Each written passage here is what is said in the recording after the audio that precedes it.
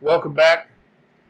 So, if you want to see some videos of this local scenery around here, look at the short videos. I did some short videos of the people and the people around here and the scenery, the beaches, and so forth. So it'll be a nice video to look at.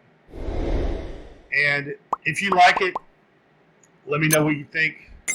I definitely like to get comments so that I can, connect with people and find out what you like and dislike. So, as I was talking about before, Brazilian culture. So, the culture is diverse.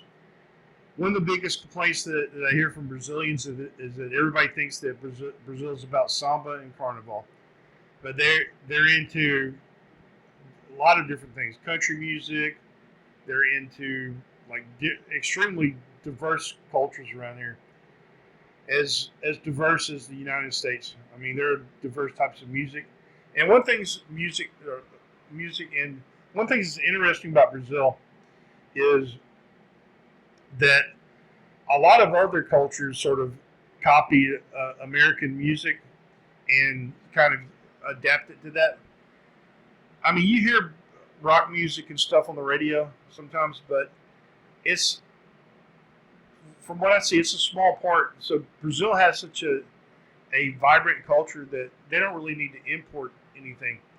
So a lot of the music and a lot of the things that they do down here is sort of their own thing. They do as far as business, they do pick up American business culture. So if you do business with Brazil, you might have a little bit of Brazilian culture, but they're quickly adapting to American culture, and a lot of the business terms are American business terms when it comes to logistics and other things that they do down here.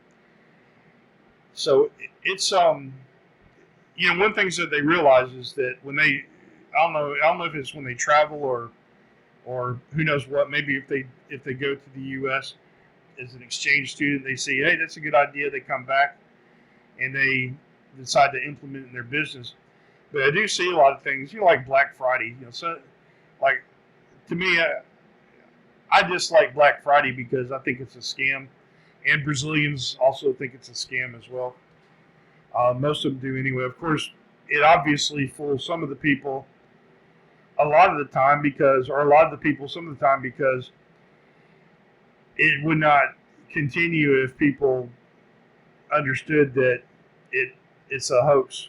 You lower the prices, you raise the prices, and the day before you lower it for a short period of time. But of course, you're going to get lower prices later on.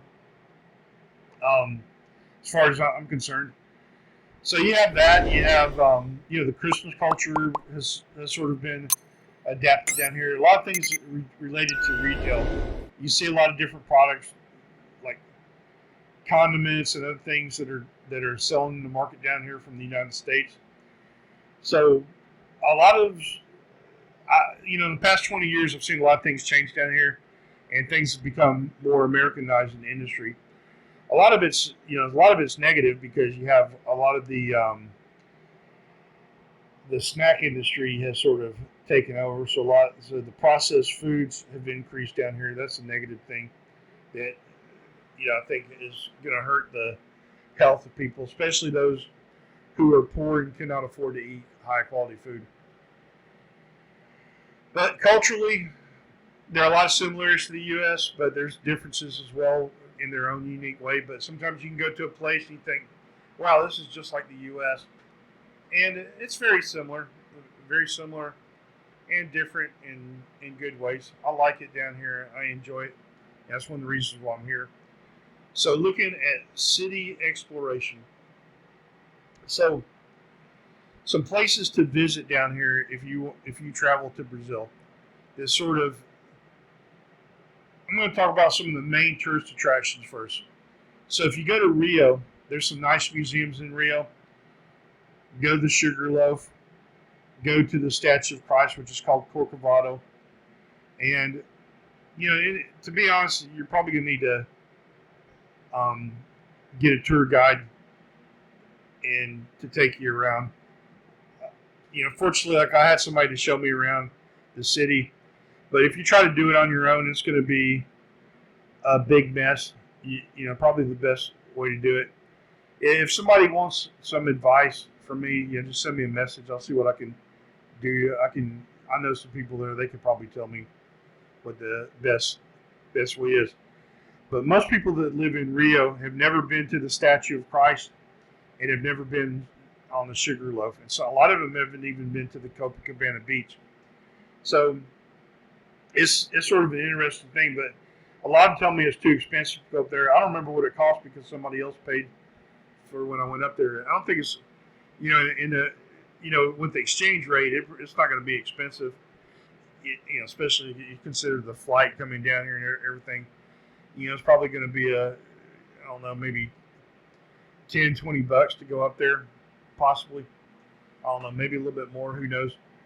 But it's not that bad, and you can do those things on your own, but make sure you get a good taxi, and don't take the taxis that are there waiting for people. Those are tourist traps. So get an Uber, like have an Uber app on there. There's another one that's called 99. So use those Ubers and those other things to get you around. And they're pretty successful down here. They work okay. You can get an Uber to the Corcovado, and when you get to the Corcovado, you can take a rail car that goes up. So those are some things you could do.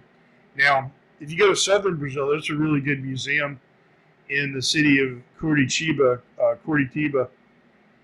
which is the FEB Museum, Força Expedicionária Brasileira, Brazilian Expeditionary Force. And it goes into detail about their service in World War II. And it's really, really good. When I went down there, I met 2 World War II heroes that were down there. And it's a really well done museum. And it goes into the history of the Brazilian military. And I was surprised they were very successful during World War II. They did a lot of interesting things and a huge part. Now, during World War II, the most flight hours that was done was by Brazil.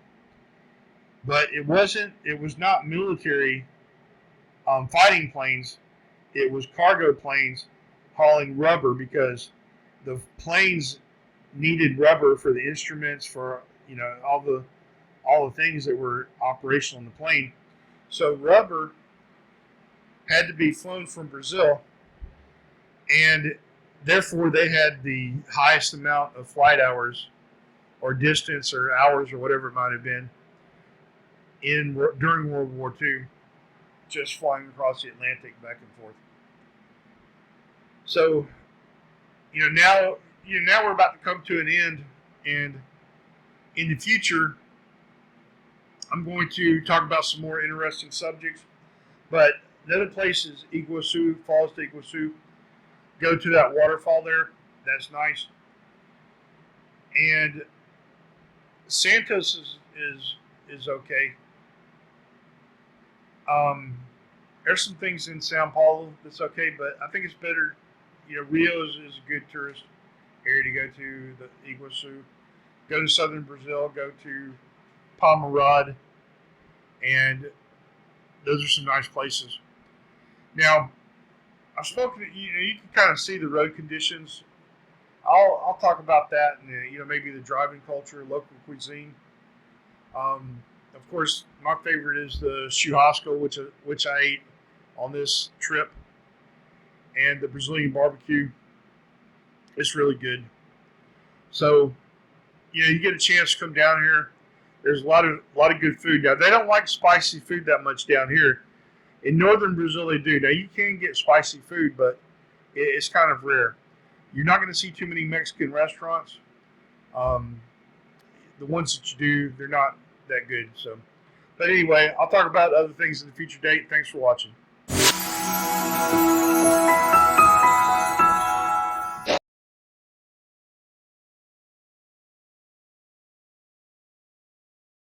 Thank you for joining me on this Brazilian adventure. If you enjoyed exploring Brazil with me, don't forget to give this video a thumbs up. Subscribe to Lost in Brazil for more exciting content and hit the notification bell so you never miss an update. Share your thoughts and questions or suggestions in the comments below. I love hearing from you. And until next time, obrigado and safe travels.